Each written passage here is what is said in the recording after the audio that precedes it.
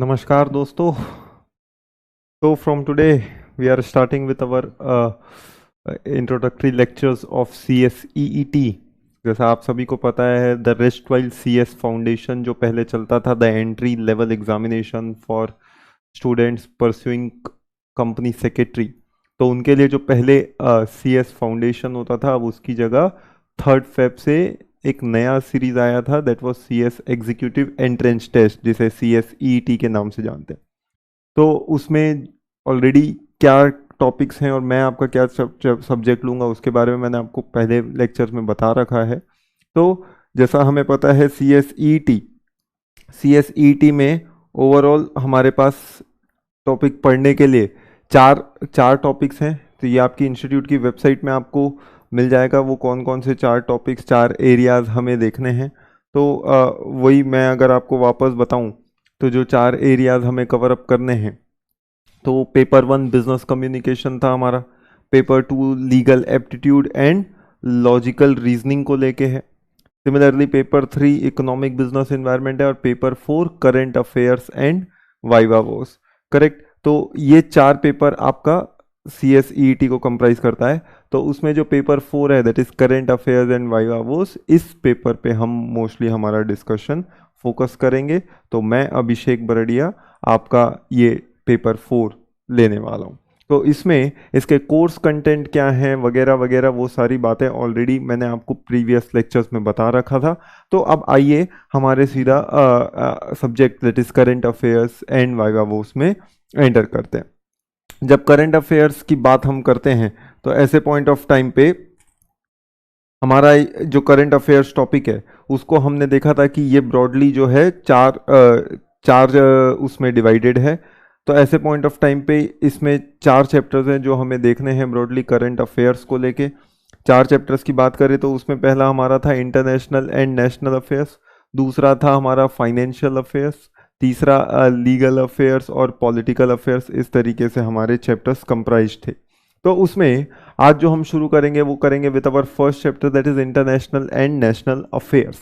जब हम international and national affairs की बात करते हैं यानी इसमें हम क्या देखने वाले हैं, इसमें हम कुछ रीसेंट इंटरनेशनल इवेंट्स और कुछ नेशनल इवेंट्स को देखने वाले हैं। तो इसके जो कोर्स कंटेंट्स एंड टॉपिक्स हैं उसको भी मैं आपको अगर ब्रीफली बताऊं तो उसमें कुछ इंटरनेशनल बॉडीज़ है जो हमें देखनी है। जब इंटरनेशनल बॉडीज़ की हम बात कर रहे हैं तो इंटरनेशनल बॉडीज़ के पॉइंट ऑफ व्यू से हमें इसमें जो देखना है वो है IMF, ASEAN, BRICS, SAARC, G20 and BIMSTEC. इसके बारे में स्टडी करना है। फिर कुछ नेशनल बॉडीज़ देखनी है like NITI Aayog, RBI, SEBI, CCI, IBBI, ICSI। तो ये 6 नेशनल बॉडीज़ हैं। उसके अलावा कुछ समिट्स एंड कॉन्फ्रेंसेज हुई थी लेटेस्ट। तो जो समिट कॉन्फ्रेंसेज हुई थी वो कौन सी थी और उनके बारे में हमें जानना है, that is G7 summit, G20 summit, new gen mobility summit और यूथ समिट। ठीक उसी प्रकार से no money for terror conferences, 22nd national conference on e governance and first national conference on cyber crime, इसके बारे में देखना। फिर कुछ बिजनेस पर्सनैलिटीज और लीडर्स के बारे में जानना है, तो ये सारे पर्सनैलिटीज हैं। और फिर कुछ अदर मिसलेनियस टॉपिक्स है। तो हमारा जो फर्स्ट चैप्टर है वो फर्स्ट चैप्टर ब्रॉडली इन्हीं एरियाज पे कंप्राइज करता है। तो इससे हमारा बनेगा इंटरनेशनल एंड नेशनल अफेयर्स। अब जो इंटरनेशनल एंड नेशनल अफेयर्स की हम बात कर रहे हैं तो उसमें हम इनिशियली जो शुरुआत करेंगे वो शुरुआत करते हैं विद अवर नेशनल बॉडीज़। तो कुछ नेशनल बॉडीज़ हैं जो इसके बारे में हमें पढ़ना है, तो हम उन नेशनल बॉडीज़ को देखेंगे। How we are going to proceed in our study, तो ये आपका स्टडी मटेरियल है जो इंस्टीट्यूट की तरफ से प्रोवाइडेड है, ये उसी का कॉपी है। तो उसी को बेस मान के चलना है हमें, और हमारी जितनी भी पढ़ाई है उसको हम इसी स्टडी मटेरियल से करने वाले हैं, ताकि एग्ज़ाम में जो भी क्वेश्चंस आए वो सब हमारे ऑलरेडी कवर्ड रहने चाहिए। सेकेंडली, अब इसके लिए आपके पास एक अपने नोट्स के तौर पे एक छोटी सी कॉपी होनी चाहिए, जिसमें हम पढ़ाई के दौरान ऐसे पढ़ते पढ़ते मैं कई सारे एरियाज आपको बताऊंगा, जिसमें देखिए ये टॉपिक से ऐसा सवाल बन सकता है, ये वाला MCQ बन सकता है। All this things I will be telling you during the course of our study. तो जैसे जैसे हम उसको पढ़ते जाएंगे मैं उसको बताते जाऊंगा, तो आपको उसे सारी चीज़ों को एक जगह नोट करते जाना है। एक तो रनिंग लेक्चर्स हैं जो आप क्लास में हम जो भी डिस्कस करेंगे उसमें जो भी आप अपने नोट्स बनाना है उसको नोट करेंगे, और उसी में एक साइड पे आप जितने भी एमसीक्यूज हम डिस्कस करेंगे क्लास में उसको नोट करते हुए जाना है। जब हम एमसीक्यूज डिस्कस करेंगे तो उसका नोटिंग का तरीका आपका इस तरीके से होना चाहिए कि बस दिस इज शॉर्टर वर्जन में ये क्वेश्चन है, उसका आंसर ये है, ताकि एग्जाम पॉइंट ऑफ टाइम पे जिस दिन भी आप पूरा हमारा ये सब्जेक्ट खत्म हो जाता है तो आपके सारे एमसीक्यूज एक जगह नोटेड होने चाहिए, आप खाली बस उनको पलट के जाएं and you will be all ready for your examination. तो ये हमारा अप्रोच रहेगा for studying the subject current affairs, जिसके अंदर वेरियस डायनेमिक टॉपिक्स हैं। अब ये जो सब्जेक्ट है ये mostly recent trends, recent scenario को लेके बना हुआ है। रीसेंट ट्रेंड और रीसेंट सिनेरियो का बेसिक मतलब यहाँ पे यानी जो भी करंट इंटरनेशनल इवेंट्स चल रहे हैं उनको लेके ये सारी बातें ये चैप्टर्स फोकस करता है। करेक्ट। तो चलिए आइए शुरू करते हैं with our topic of national bodies. यानी हम पहले सबसे पहला टॉपिक जो आप पिकअप कर रहे हैं इस चैप्टर में वो पिकअप कर रहे हैं अबाउट नेशनल बॉडीज। तो इसमें ओवरऑल ऐसे तो कई सारी नेशनल बॉडीज हैं, लेकिन ओवरऑल आपके सिलेबस में 6 प्रकार के नेशनल बॉडीज डाला हुआ है। यानी नेशनल बॉडीज यानी कुछ इंडिया की वेल नोन इंस्टीट्यूशंस हैं, ऑर्गेनाइजेशंस हैं जिनकी जानकारी आपको देने की कोशिश की गई है। वो 6 ऑर्गेनाइजेशंस की अगर बात करें तो उसमें पहला है नीति आयोग। नीति आयोग के बारे में आपको पढ़ना पड़ेगा। Second is a very famous organisation that is Reserve Bank of India, तो उसको पढ़ के समझने की कोशिश करेंगे। तीसरा, स्टॉक मार्केट को डील करने वाला security and exchange board of India. The next is competition commission of India. Fifth, lately developed insolvency and bankruptcy board of India, जिसे हम आईबीबीआई बोलते हैं। और लास्टली आपकी अपनी प्यारी institute that is institute of company secretary of India. तो ये कुछ नेशनल बॉडीज है जिनके बारे में जानकारी हमें होनी चाहिए। तो एक बेसिक अवेयरनेस इन सभी ऑर्गेनाइजेशंस के बारे में दिया गया है। तो उसमें वन बाय वन हमें इन ऑर्गेनाइजेशन को देखते हुए समझते हुए चलना है। तो उसमें जो पहली ऑर्गेनाइजेशन है वो पहली ऑर्गेनाइजेशन का नाम है नीति आयोग। करेक्ट। अब अगर हम बात करते हैं किसकी, हम बात करते हैं नीति आयोग की।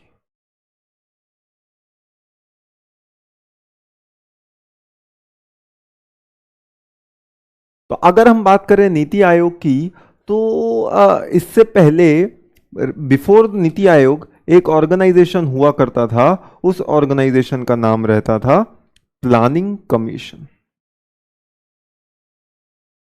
यानी there was an organisation called as Planning Commission. अब ये जो प्लानिंग कमीशन है इसका काम क्या होता था? आज गवर्नमेंट, कोई भी गवर्नमेंट तो 5 साल के लिए बनती है, उसके बाद री इलेक्शन होते हैं और इलेक्शन में अगर वही गवर्नमेंट जीत के आए तो well and good, otherwise changes भी हो सकते हैं। पर ये सारी चीजें जब होती हैं तो ऐसे पॉइंट ऑफ टाइम पे प्रॉब्लम ये हो जाता है कि आज हो सकता है कभी बीजेपी की गवर्नमेंट है तो कभी कांग्रेस की गवर्नमेंट है। अब अगर गवर्नमेंट अपने हिसाब से काम करने लग जाए तो मान लीजिए एक गवर्नमेंट लाइक कांग्रेस की जब गवर्नमेंट थी तो वो अपने हिसाब से काम कर रही थी, अब बीजेपी आई तो उसने बोला नहीं कांग्रेस का कोई भी काम नहीं होगा, उसको बंद करो और हमारा काम चालू करो। फिर कल को वापस कांग्रेस आएगी तो वो बोलेगी नहीं बीजेपी का काम बंद करो, हमारा काम चालू करो। तो इस तरीके से how the national objective is going to be fulfil, government keeps changing, तो क्या उसके हिसाब से वर्क भी बदलते जाएंगे? मान लीजिए एक गवर्नमेंट ने बुलेट ट्रेन का ऑब्जेक्टिव चालू किया, दूसरी गवर्नमेंट आएगी बोलेगी नहीं अब हमें बुलेट ट्रेन नहीं चाहिए, तो जितना भी खर्चा हुआ था ऑल वेंट इनटू ड्रेन। तो इस तरीके से तो कंट्री का डेवलपमेंट नहीं हो सकता। तो उसको लेके 1950 में ही एक ऑर्गेनाइजेशन बनाई गई थी जिसका नाम था planning Commission. As the name suggest, उस ऑर्गेनाइजेशन का ऑब्जेक्टिव ही क्या था? उस ऑर्गेनाइजेशन का ऑब्जेक्टिव ही टू सेट 5 ईयर प्लान था। तो 5 ईयर प्लान जो बनाते थे आपने सुना होगा, we are 6th 5 year plan, 8th 5 year plan, 12th 5 year plan. तो इस तरीके से ये 5 साल का एक प्लानिंग बनाती देती थी, यानी रोड मैप। जस्ट लाइक आप एज ए स्टूडेंट्स अपने एग्जाम के लिए टाइम टेबल्स बनाते हैं, शेड्यूल्स बनाते हैं, फॉलो करें ना करें वो एक सेकेंडरी एस्पेक्ट है, लेकिन एटलीस्ट आप उसको बना के तो रखते हैं। वो बनाने के पीछे व्हाट इज द ऑब्जेक्टिव, ताकि आप उनको फॉलो करते हुए अपने एग्जाम्स की, अपने पढ़ाई की तैयारियां करें। तो ठीक उसी प्रकार से कंट्री में भी जो काम होना है तो कब क्या काम होना है उसका सिस्टमेटिक तरीका, प्लान्स डेवलप्ड रहते हैं फ्यूचर में पहले से। तो वो 5 ईयर प्लान्स जो बनाए जाते थे वो 5 ईयर प्लान्स बेसिकली कौन बनाता था? प्लानिंग कमीशन बनाता था। तो ऐसे ओवरऑल अभी तक 12 5 ईयर प्लान बनाए जा चुके थे। प्लानिंग कमीशन ने जब से वो इनकॉर्पोरेट हुआ था 1950s में, जब से एग्जिस्टेंस में आया, तब से लेके अभी तक उसने 12 5 ईयर प्लान्स कंट्री को दे रखे थे, और कंट्री में जो भी कामकाज हो रहा था वो इनके मुताबिक ही हो रहा था। बट जब बीजेपी गवर्नमेंट आई, जब बीजेपी गवर्नमेंट आई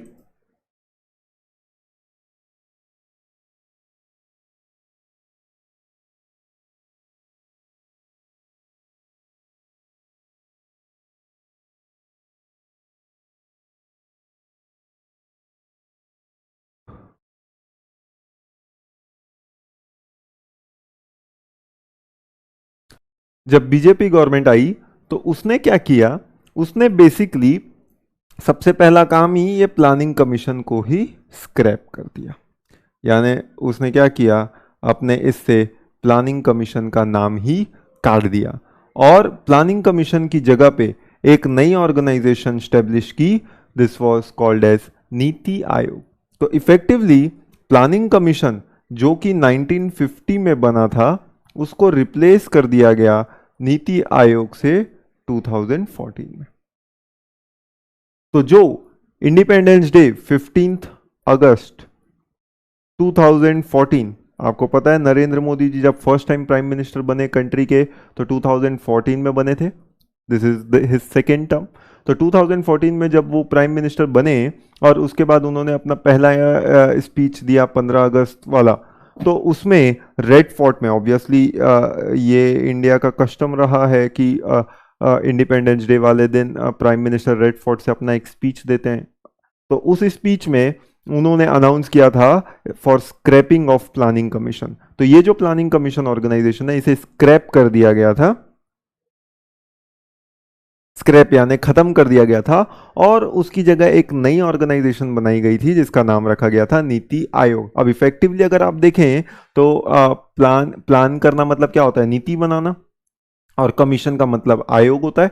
तो इफेक्टिवली ये उसी का हिंदी वर्जन बन गया। यूं समझिए कि now Planning Commission is known as NITI Aayog in the country. आज की तारीख में कोई भी प्लानिंग कमीशन नाम की ऑर्गेनाइजेशन नहीं है कंट्री में, there is only NITI Aayog. तो अब कंट्री के future plans, development plans, agenda plans, क्या काम होगा क्या काम नहीं होगा कंट्री में, ये सब कौन डिसाइड करेगा, ये सब अब नीति आयोग डिसाइड करती है। तो इफेक्टिवली आज हम इसे ब्रेन ऑफ द कंट्री भी बोल सकते हैं। आज हम नीति आयोग, क्योंकि ब्रेन ऑफ द कंट्री है, तो इसीलिए आज कंट्री में क्या काम होगा क्या काम नहीं होगा वो नीति आयोग डिसाइड करता है। तो we can call it as a think tank. इसलिए NITI Aayog is also called as think tank of the country. तो अब आपसे देखिए एमसीक्यू किस तरीके से आ सकते हैं। तो एमसीक्यू आ सकता है आपको कि बताइए NITI Aayog was earlier known as. तो ऑब्वियसली 4 ऑप्शन रहेंगे, but we need to select among them Planning Commission will be the answer. या दूसरा तरीके से पूछना, Planning Commission is now known as, the answer is NITI Aayog. When was Planning Commission scrapped, the answer is 15 August 2014।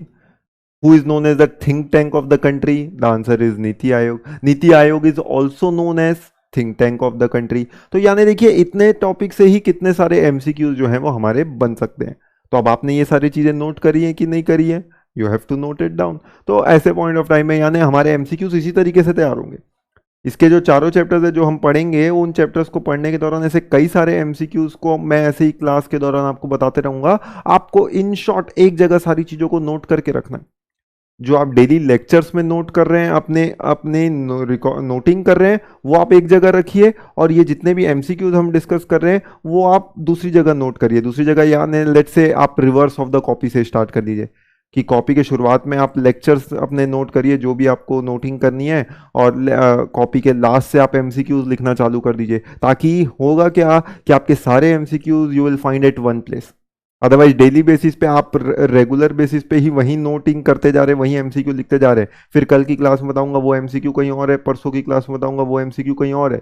तो exam वाले दिन क्या होगा, हर हमारे एमसीक्यूज तो उतने ही रहेंगे लेकिन वो सब अलग अलग जगह बिखरे रहेंगे। तो we have to be a smart student. For being a smart student हमें क्या करना है, हमें सिंपलिसिटी अडॉप्ट करनी है, और हमारा पढ़ने का तरीका स्मार्ट रखना है। वो स्मार्ट कैसे होगा, हमारे सारे रनिंग नोट्स एक जगह और हमारे सारे एमसीक्यूज दूसरी जगह, इस तरीके से आपको नोटिंग करनी है। तो आपने देखा है ये एक ही पन्ने में मैंने आपको कई सारे एमसीक्यूज जो हैं किन किन तरीकों से आ सकते हैं वो बताया। तो जो नीति आयोग है, वापस आते हैं, नीति आयोग को और क्या बोला जाता है? It is also called as the think tank of the country. अब ऑब्वियसली ये जो ऑर्गेनाइजेशन है इनका हेड भी रहते हैं, तो नीति आयोग का ऑब्वियसली यानी इनका हेड ही कौन है? इनका head he prime minister of the country रहता है, यानी जो प्राइम मिनिस्टर है वो ही नीति आयोग का चेयरमैन या चेयरपर्सन बोलिए वो कहलाते हैं। करेक्ट। सो नीति आयोग जो है तो वो देखिए प्राइम मिनिस्टर जो कॉन्स्टिट्यूशन है उन्हीं को क्या बोलते हैं? चेयरपर्सन बोलते हैं। तो यानी ये टॉप मोस्ट पोस्ट है। तो नीति आयोग की टॉप मोस्ट पोस्ट यानी चेयरपर्सन कौन रहता है? The prime minister of the country. तो ये ऐसा नहीं कि वहां पे नाम नहीं लिखा रहता है कि नीति आयोग का चेयरपर्सन नरेंद्र मोदी। नीति आयोग का chairperson means the prime minister of the country. कल को नरेंद्र मोदी की जगह कोई दूसरे प्राइम मिनिस्टर अगर बनेंगे तो फिर वो चेयरपर्सन रहेंगे नीति आयोग के। तो पोस्ट को चेयरपर्सन बनाया जाता है। So who is the top most person of NITI Aayog? Who is the chairperson? It's the prime minister of the country. तो सवाल ऐसे ही आ जाएगा, who is the chairperson of the NITI Aayog. अगर नाम से पूछना है तो नाम से ही पूछ लेगा, 4 ऑप्शन देगा, the correct answer will B Narendra Modi. या अगर पोस्ट से पूछना हो तो पोस्ट से आपसे पूछा जा सकता है who is appointed as the chairperson of नीति Aayog? A prime minister of India, B president of India, C chief minister of Maharashtra, या डी गवर्नर ऑफ छत्तीसगढ़। तो इस तरीके से आपसे सवाल जो है वो पूछे जा सकते हैं। तो नीति आयोग का टॉप मोस्ट पर्सन कौन होता है? उसका चेयरपर्सन कौन होता है? The prime minister of the country. अब एक्चुअली में ये नीति आयोग का रोल क्या है, ऑब्जेक्टिव क्या है? तो roles and objectives are very much clear कि उसको कंट्री को डेवलप करना है, प्रमोट करना है, इंडस्ट्रियलाइजेशन बढ़ाना है। India is a federal state, अलग अलग जगह पे अलग अलग प्रकार के भांति भांति के लोग रहते हैं, हर व्यक्ति की थिंकिंग अलग होती है, हर स्टेट के ऑब्जेक्टिव्स अलग होते हैं। तो सब में कंपटीशन की भी भावना रहे और सब आपस में एक दूसरे की मदद भी करें यानी कोऑपरेट भी करें। This is how entirely NITI Aayog functions. And largely accountability लाना, आज जो भी काम कर रहे हैं उसके लिए एक अकाउंटेबिलिटी फीचर होना चाहिए यानी जवाबदेही तय होनी चाहिए। तो नीति आयोग जो बना वो बेसिकली इन्हीं सब फंक्शंस को अचीव करने के लिए बना था। तो ये एक इन शॉर्ट छोटी सी ऑर्गेनाइजेशन, मतलब कंट्री के पॉइंट ऑफ व्यू से एक वेरी इंपॉर्टेंट ऑर्गेनाइजेशन जिसके बारे में ब्रीफिंग दी गई है आपके टॉपिक नेशनल बॉडीज में, नीति आयोग में। तो चलिए आइए आते हैं नीति आयोग पे। देखिएगा, आपके पास एक हाइलाइटर होना चाहिए, जो भी पढ़ने के दौरान कुछ की एरियाज हम हाईलाइट करेंगे तो वो सारी चीजें आप यूज कर सकते हैं। तो देखिए, the NITI Aayog precursor, NITI Aayog precursor planning Commission, यानी क्या बोलना चाह रहा है कि प्रीकर्सर मतलब उसका पुराना नाम, earlier known as, formerly known as. तो नीति आयोग को पहले क्या बोला जाता था? Planning commission, which was established in March 1950। तो एक सवाल आ जाएगा, प्लानिंग कमीशन कब स्टेब्लिश हुआ था? मार्च 1950 में। सो द नीति आयोग, ये मत लिख दीजिएगा कि नीति आयोग 1950 में नहीं बना था, प्लानिंग कमीशन बना था। नीति आयोग तो रिसेंटली 2014 के स्पीच में प्लानिंग कमीशन को खत्म किया और फिर 15 में नीति आयोग को स्टेब्लिश कर दिया था। तो it was established by government of India resolution with prime minister as its chairperson. तो नीति आयोग का चेयरपर्सन कौन होता है? कंट्री का प्राइम मिनिस्टर। तो देखिए, पहली 2 लाइन से ही एमसीक्यूज क्या हो गए? नीति आयोग का पुराना नाम प्लानिंग कमीशन, प्लानिंग कमीशन कब स्टेब्लिश हुआ? मार्च 1950। और नीति आयोग का चेयरपर्सन कौन है? Prime minister of the country. The initial mandate was to establish heavy industries through public investment as a means for achieving rapid industrialisation. अब ये प्लानिंग कमीशन स्टेब्लिश क्यों हुआ, उसके पीछे ऑब्जेक्टिव कारण बताया जा रहा है कि आज हैवी इंडस्ट्रियलाइजेशन होना, बिजनेसेस होना चाहिए कंट्री में, डेवलपमेंट होना चाहिए कंट्री का। तो प्लानिंग कमीशन ये सब चीजों को डेवलप करने के लिए ही बना था। The function assign to planning commission, planning commission के क्या क्या फंक्शन है? Were to assess and allocate plan resources, यानी ये इसके फंक्शंस गिनाए जा रहे हैं कि प्लानिंग कमीशन का काम क्या था? पहले असेस करो और अलोकेट करो प्लान रिसोर्सेज, कि आज हमारे पास क्या रिसोर्सेज अवेलेबल हैं, उसको हम किस तरीके से इस्तेमाल कर सकते हैं। तो आज पैसों से हम सड़क बनाएं कि उन पैसों से रेलवेज, रेल ट्रैक्स बनाएं कि उन पैसों से एयरपोर्ट बनाएं, आखिर वो पैसा खर्चा कहाँ करे, रिसोर्सेज अलोकेट कहाँ करे। तो डेवलपमेंट किन चीज़ों का होना चाहिए वो चीज़ डिसाइड करना। Formulate plans and programmes for area development, यानी ये दूसरा फंक्शन बताया जा रहा है। पहला function assess and allocate plan resources, दूसरा function formulate plans and programmes for area development, तो कौन सी एरिया को किस तरीके से डेवलप करना है उसके लिए प्रोग्राम्स बनाना। डिटरमाइन इम्प्लीमेंटेशन मेथडोलॉजी, यानी अगर कोई काम करना है तो उसका तरीका क्या होना चाहिए, उसकी मेथडोलॉजी क्या हो वो डिसाइड करना। आइडेंटिफाई रिसोर्स कंस्ट्रेंट, क्या चीज की जरूरत है और क्या चीज की कमी है हमारे पास। फॉर एग्जाम्पल हम कोई काम करना चाहते हैं लेकिन उसके लिए जो जो रिसोर्सेज लगेंगे, तो कौन से रिसोर्सेज हमारे पास अवेलेबल है और कौन से रिसोर्सेज अवेलेबल नहीं है, इसके बारे में सोचना। And apprise and adjust implementation, apprise and adjust implementation मतलब ये सब उसके वेरियस फंक्शन है जो प्लानिंग कमीशन सालों से करता आया है कि भैया कंट्री में ये काम होना चाहिए, ये काम के लिए ये रिसोर्स इस्तेमाल होना चाहिए, इस रिसोर्स में ये रिसोर्स हमारे पास अवेलेबल है, ये रिसोर्स की कमी है तो ये रिसोर्स की कमी हम यहां से पूरा कर सकते हैं। पूरा रोड मैप फॉर डेवलपमेंट, ये सब कौन डिसाइड करता, ये सब प्लानिंग कमीशन जो एज एन ऑर्गेनाइजेशन है वो डिसाइड करती थी। तो ये काम तो कंट्री में प्लानिंग कमीशन करती आ ही रही थी, लेकिन फिर भी आज हम देखते हैं कि डेवलपमेंट के पॉइंट ऑफ व्यू से इंडिया की गिनती आज भी डेवलपिंग नेशंस में होती है, जबकि कई डेवलप्ड नेशंस वर्ल्ड में बन चुके हैं। तो सवाल यह है, कई नेशन जो इंडिया के बाद जिन्होंने इंडिपेंडेंस ली वो भी कई बार हमसे आगे निकल गए हैं, तो आखिर ऐसा कुछ ना कुछ तो कहीं कमी है, या ये उन्हीं टाइम टेबल्स की तरह है, उन स्टूडेंट्स के टाइम टेबल की तरह जो बना के तो रखते हैं लेकिन कभी फॉलो नहीं करते। तो वेयर इज द अकाउंटेबिलिटी, जवाबदारी कहाँ है, कौन रिस्पॉन्सिबल था उसके लिए। तो ऐसे पॉइंट ऑफ टाइम में इसीलिए ऑर्गेनाइजेशन को बदला गया। तो government of India in keeping, okay पहले हम यहां ऊपर की लाइन पे थे, प्लानिंग कमीशन फ्रॉम 1950 टू 2014, 1950 से 2014 तक कंट्री में प्लानिंग कमीशन रहता था। फॉर्मुलेटेड 12 5 ईयर प्लान्स, अभी तक कितने 5 ईयर प्लान बने, 12 5 ईयर प्लान। देखिए 50 से 2014 तक लगभग अगर आप देखें तो 64 ईयर्स होते हैं, तो उन 64 ईयर्स में 12 5 ईयर प्लान मतलब 60 साल तो ऐसे ही हो गए। 12 5 ईयर प्लान्स ये प्लानिंग कमीशन दे चुका था। द प्राइम मिनिस्टर, क्या किया गया, prime minister announce the closure of planning commission from the ramparts of Red Fort on 15 August 2014। तो 15 अगस्त 2014 को रेड फोर्ट में जब उनका स्पीच था वहां से वहां पे उन्होंने प्लानिंग कमीशन को स्क्रैप कर दिया था पूरी तरीके से।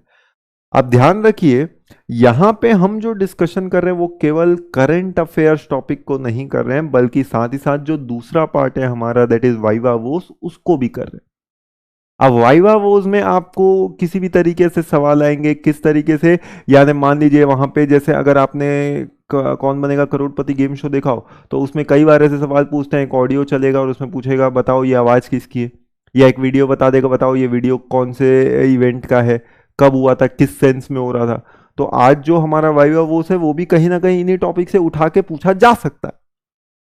तो फॉर इंस्टेंस यही एक स्पीच की क्लिप दे दी जाएगी जहां पे नरेंद्र मोदी जी रेड फोर्ट से कुछ बोल रहे हैं और आपसे सवाल पूछ लिया जाएगा उसमें कि बताइए यहाँ पे जो स्पीच दिया जा रहा है वो किस सेंस में दिया जा रहा है, या यहाँ पे कौन से ऑर्गेनाइजेशन को बंद करने की बात चल रही है।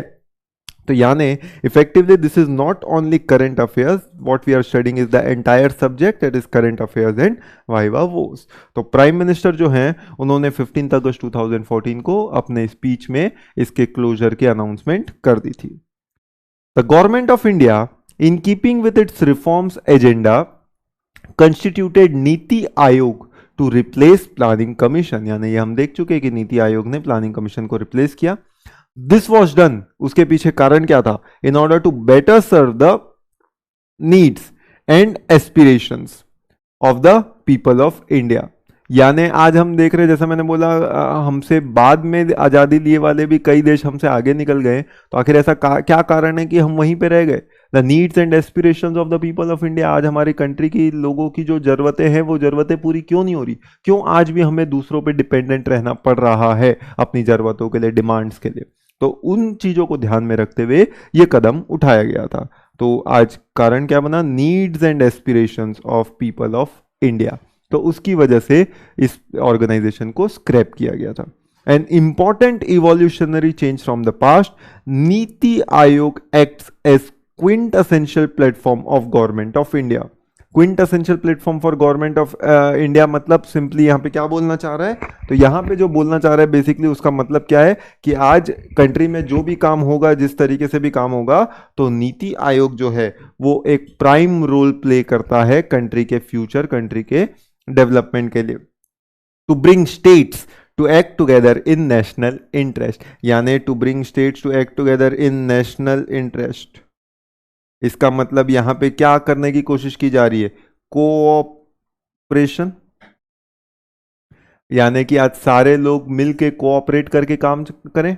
अगर कोई चीज एक स्टेट में अवेलेबल है, दूसरे स्टेट को उसकी जरूरत है, तो स्टेट्स को आपस में भाईचारा रखना चाहिए और उस एक स्टेट को दूसरे स्टेट की मदद करनी चाहिए। तो इसके लिए ये किया गया, thereby fostering cooperative federalism, वो देखिए बता भी दिया। यानी आज प्लानिंग कमीशन की जगह जो नीति आयोग आया उसका एक ऑब्जेक्टिव क्या रख दिया गया, उसका ऑब्जेक्टिव ही रखा गया कि भैया तुम देश में भाईचारा बढ़ाओ, कोऑपरेशन लगाओ सब लोगों के बीच में। नीति आयोग स्टेब्लिश्ड इन 2015, सवाल MCQ, when was NITI Aayog established 2015, तो 15 अगस्त 2014 से तो क्लोजर की अनाउंसमेंट हुई थी, नीति आयोग को फॉर्मली लाया गया 2015 से। This is one of the Indian democracies youngest institution.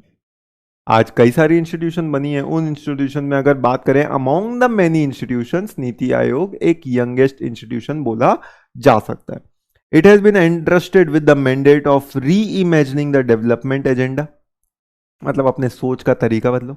जैसे क्लास लेने के तरीके बदल गए, पहले क्लासेस जो होती थी वो फिजिकल होती थी, आप जाके क्लास में बैठते थे, बट आजकल ज़्यादातर क्लासेस वर्चुअल मोड पे हो गई है। मैं खुद आपको जो पढ़ा रहा हूँ वो एक वर्चुअल मोड में पढ़ा रहा हूँ, तो यानी डेवलपमेंट हुआ ना, एजुकेशन का डेवलपमेंट हुआ, तो वैसे कंट्री का डेवलपमेंट का तरीका भी तो बदलना चाहिए। आज भी हम उसी स्पीड से काम करें क्या, आज भी हम वही ट्रेनों में चले क्या, वही पैसेंजर ट्रेन, तो कंट्री में बुलेट ट्रेन कैसे आएगी, टूरिज्म कैसे बढ़ेगा, तो उसको लेके ये सारी चीजें की गई। तो विद द मैंडेट ऑफ री इमेजिनिंग, तुम भी यार री इमेजिन करो, कंट्री को कैसे बढ़ा सकते हो, कैसे अच्छा कर सकते हो, कैसे डेवलप कर सकते हो, री इमेजिन करो of the development agenda by dismantling old style central plan. भैया इसको बंद करो, ओल्ड स्टाइल सेंट्रल प्लान। एक ने बोल दिया बस, बाकी फिर कर रहे हैं उसको, slow steady wins the race वाला हिसाब हर जगह काम नहीं आता, तो उसको तुम बदलने की कोशिश करो। द नीति Aayog was mandate with the two foster cooperative federalism, फिर से रिपीट हो रहा है, कई बार ऐसा भी एरियाज आएंगे जहां पे हम जो एक चीज पढ़ चुके हैं वो बार बार रिपीट करेगा, तो जो चीजें बार बार रिपीट करता है हमें उस पर ज्यादा दोबारा फोकस करने की जरूरत नहीं, आप उसे काटते हुए चल सकते हैं। तो कोऑपरेटिव फेडरलिज्म हम ऊपर देख चुके थे, not required. Evolve a national consensus on development goals, आज जो डेवलपमेंट गोल्स है नेशनल कंसेंसस मतलब सबकी सहमति होनी चाहिए। आज नेशन का ऑब्जेक्टिव होना चाहिए, एक होना चाहिए, इंडिपेंडेंट ऑब्जेक्टिव अलग अलग हो सकते हैं, कोई स्टेट कुछ डेवलपमेंट चाहता, कोई स्टेट कुछ डेवलपमेंट चाहता, लेकिन जब नेशनल डेवलपमेंट की बात हो तो उसमें सबका ऑब्जेक्टिव एक होना चाहिए। Redefine the reforms agenda, act as a platform for resolution of cross sectoral issues between centre and state government. कई बार सेंटर और स्टेट गवर्नमेंट के बीच में मैटर्स को लेकर लड़ाई झगड़ा हो जाता है। फॉर एग्जाम्पल, अगर सेंटर में बीजेपी की गवर्नमेंट है और किसी स्टेट में अपोजिशन कोई दूसरी पार्टी की गवर्नमेंट है, तो हमेशा कई बार कॉन्फ्लिक्ट्स हो जाते हैं, तो उन कॉन्फ्लिक्ट्स को दूर किया जाए, इसका काम भी नीति आयोग को दिया गया। Capacity building and to act as a knowledge and innovation hub, तो ये एक नॉलेज सेंटर बन जाना चाहिए, मतलब लोगों को यहां से नई नई चीजें सीखने को मिलनी चाहिए। It represented a huge mandate for a nascent organisation, तो इसमें ऐसी ऑर्गेनाइजेशंस होनी चाहिए जिनको मतलब जिससे कंट्री का डेवलपमेंट फ्यूचर बढ़े। NITI Aayog is the premier policy think tank of government of India, think tank of government of India, तो MCQ, which is also called as think tank of government of India, NITI Aayog is also called as dash of government of India, think tank of government of India, providing both directional and policy input। Directional मतलब भैया वो दिशा भी बताता है, भैया देखो हमें इस और डेवलपमेंट करना है, this is how we are going to proceed in development. And policies, ये काम को इस तरीके से करना है, तो पॉलिसीज प्रोसीजर्स वो सब भी बताता है। While designing strategy and long-term policies and programs for Government of India, Niti Aayog also provides relevant technical advice to centers and states। मतलब कुल मिला के जिसको जो मदद की जरूरत है वो सब नीति आयोग जो है वो प्रोवाइड करता है। अब कॉन्स्टिट्यूशन, यानी ये तो पूरा इंट्रोडक्शन था जो हमने नीति आयोग के बारे में देखा। यहां तक ये पूरा हम जो डील कर रहे थे, this was all about introduction.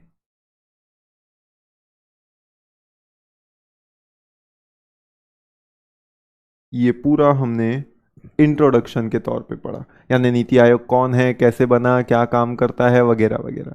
अब बात करते हैं उसके कॉन्स्टिट्यूशन की, कि कॉन्स्टिट्यूशन मतलब नीति आयोग में कौन कौन लोग रहते हैं। तो एज ऑन 3 फेब, ये 3 फेब की डेट बड़ी खास है आपके लिए, जितने भी अपडेट्स दिए गए हैं वो सब 3 फेब के अपडेट्स दिए गए हैं। 3 फेब को क्या हुआ था, 3 फेब के दिन ही सीएस फाउंडेशन को स्क्रैप करके आपकी इंस्टीट्यूट सीएस ईटी लेके आई थी। तो इसलिए जितने भी अपडेट्स हैं वो सब 3 फेब के दी गई है। हालांकि उसके बाद की जो भी अपडेट्स हैं वो हमें अवेयर होना चाहिए, फिर एग्जाम से पहले इंस्टीट्यूट एक गाइडलाइन, एक कट ऑफ डेट बताएगी, उसके हिसाब से हमें वो इंफॉर्मेशन को फॉलो करते हुए चलना है। तो कॉन्स्टिट्यूशन ऑफ नीति आयोग क्या क्या चीज का है, तो उसके चेयरपर्सन आज की तारीख में, क्योंकि Narendra Modi ji is the prime minister of the country, इसलिए वही उसके चेयरपर्सन है। तो आपसे एक सवाल यही बन जाएगा, who is the chairperson of नीति Aayog, the answer is Narendra Modi ji. फिर उसके बाद वाइस चेयरपर्सन है डॉक्टर राजीव कुमार, करेक्ट।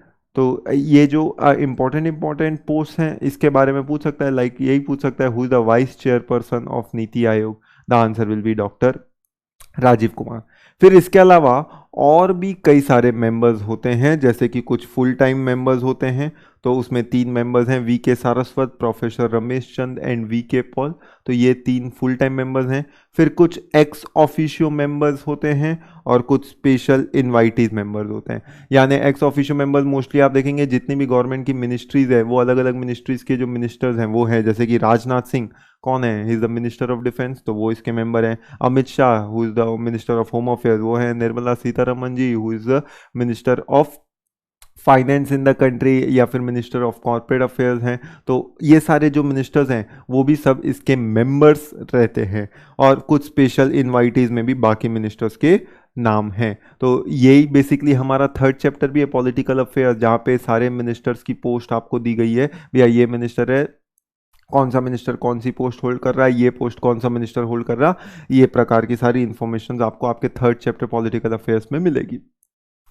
ठीक उसी के बाद इसके चीफ एग्जीक्यूटिव ऑफिसर कौन है, श्री अमिताभ कांत।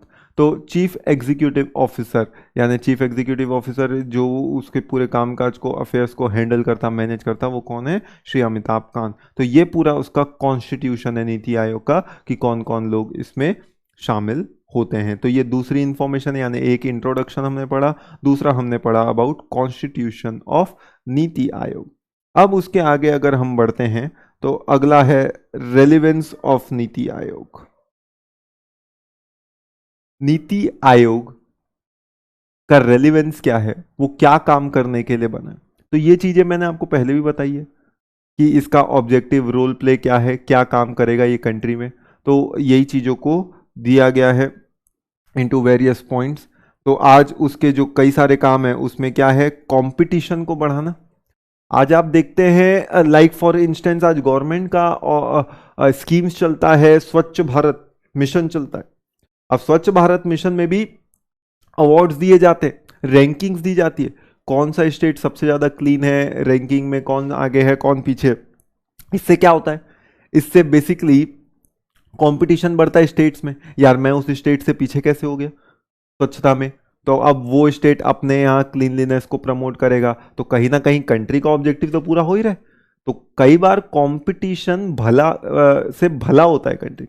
जैसे आपकी बात करें तो आपका कंपटीशन होता है दूसरे पढ़ने वालों से, जब टेस्ट होता है, एग्जाम होता है, तो आप जितना मार्क्स स्कोर करते हैं, अगर आपसे कोई ज़्यादा मार्क्स दूसरा स्कोर करता है तो मतलब आपको समझ में आ जाता है कहीं ना कहीं हम थोड़ा सा पीछे रह रहे हैं।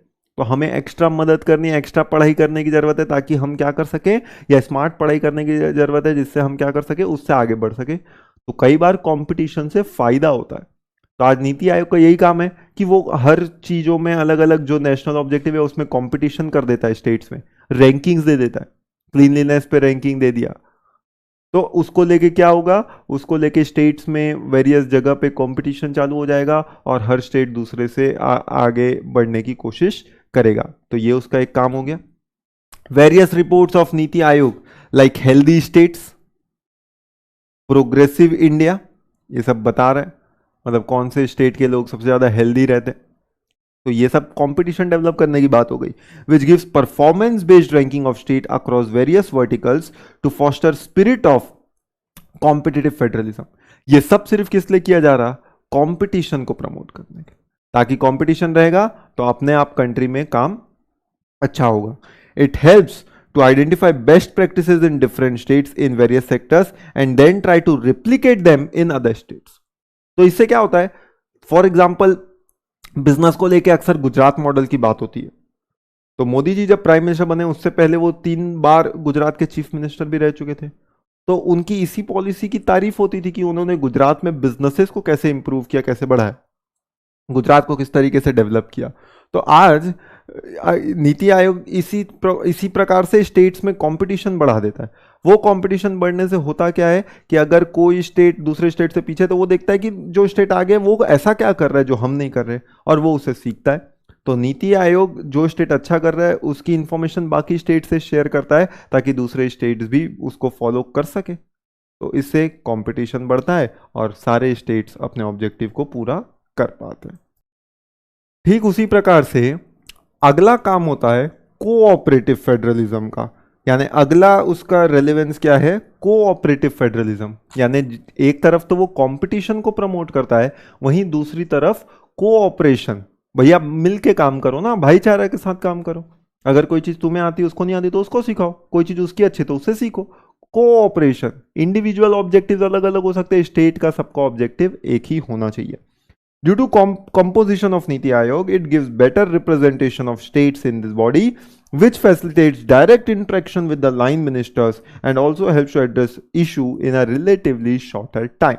यानी इससे क्या होगा, कई बार फॉर एग्जांपल छत्तीसगढ़ को महाराष्ट्र से कुछ जानकारी लेनी है, तो छत्तीसगढ़ की गवर्नमेंट हो सकता है अलग पॉलिटिकल पार्टी हो, महाराष्ट्र की गवर्नमेंट अलग पॉलिटिकल पार्टी हो, तो वो उसकी मदद क्यों करे। तो ऐसे पॉइंट ऑफ टाइम में छत्तीसगढ़ हो सकता है नीति आयोग को बोले और नीति आयोग महाराष्ट्र से लेके इंफॉर्मेशन छत्तीसगढ़ तक पहुंचाए। तो नीति आयोग एक तरीके से ब्रिज का काम कर रहा।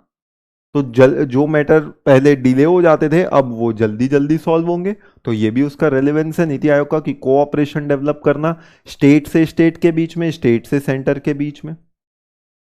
नेक्स्ट है अकाउंटेबिलिटी। अकाउंटेबिलिटी मतलब जवाबदेही।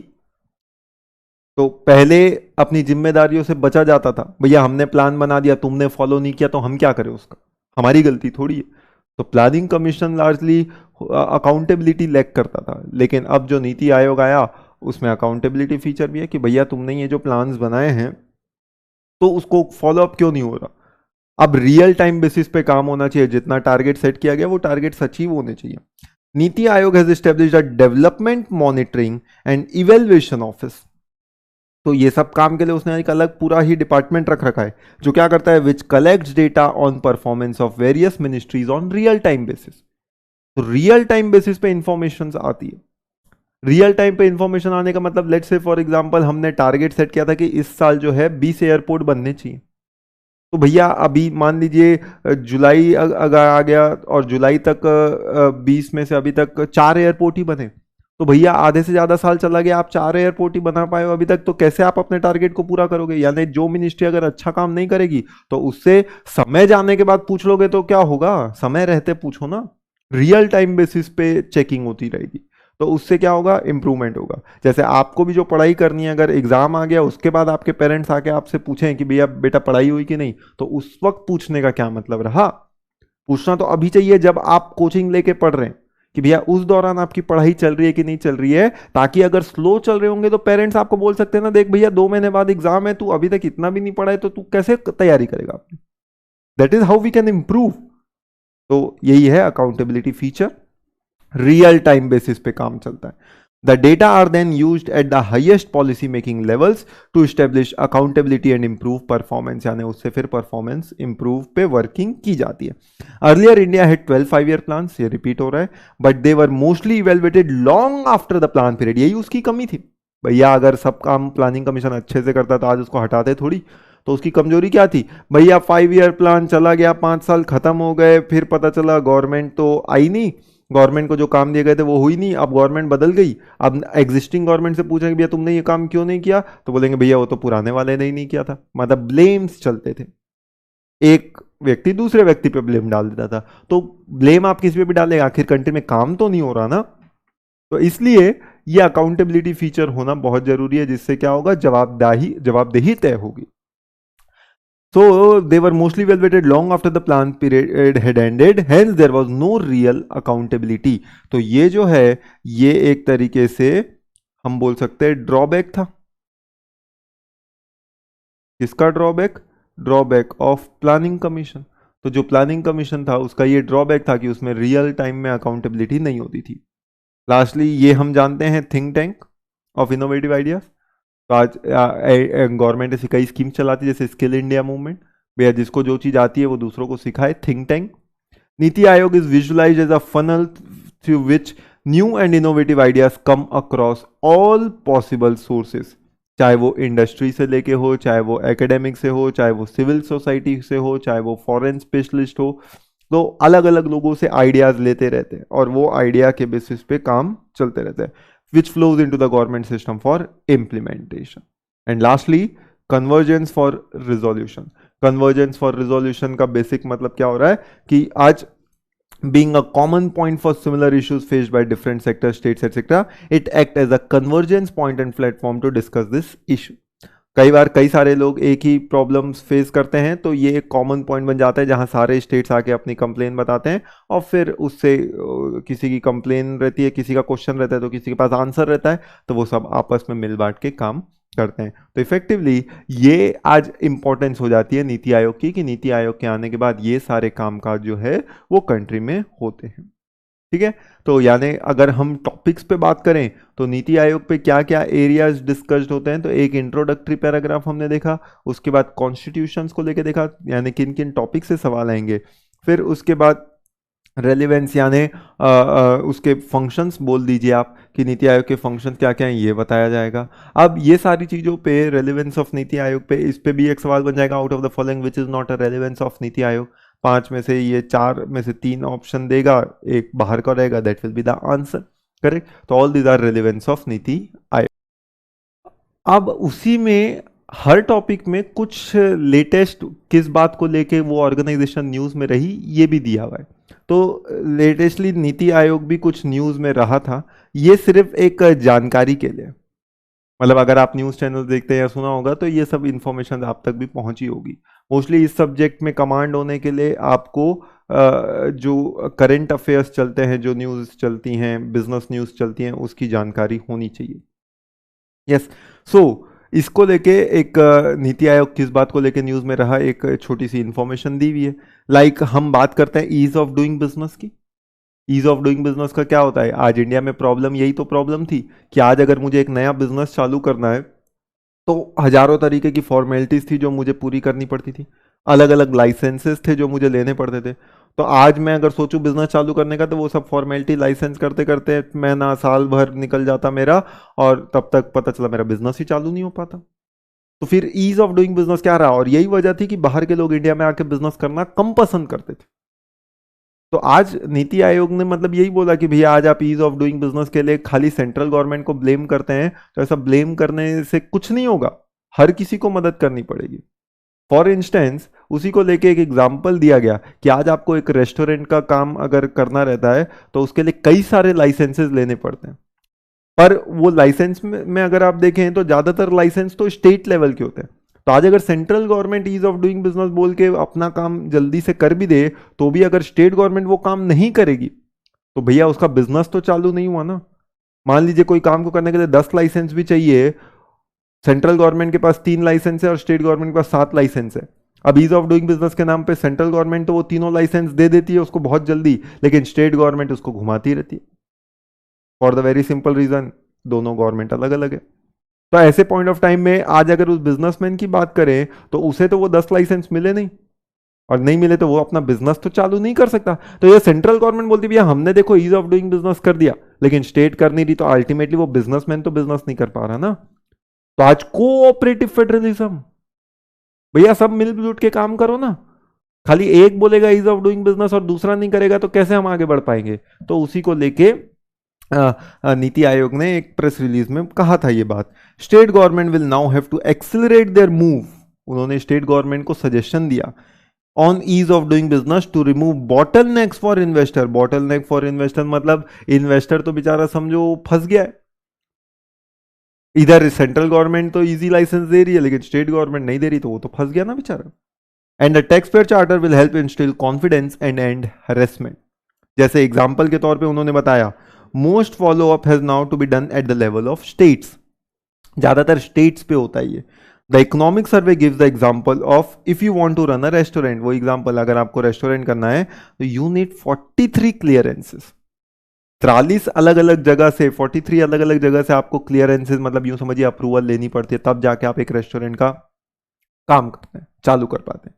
इन दोस 43 clearances I doubt if more than 1 or 2 would be at the central government level. आप सोचिए वो 43 में केवल 1 या 2 ही सेंट्रल गवर्नमेंट के लेवल पे होता है जिसकी अप्रूवल सेंट्रल गवर्नमेंट को देनी पड़ती, बाकी सब तो स्टेट पे रहता है।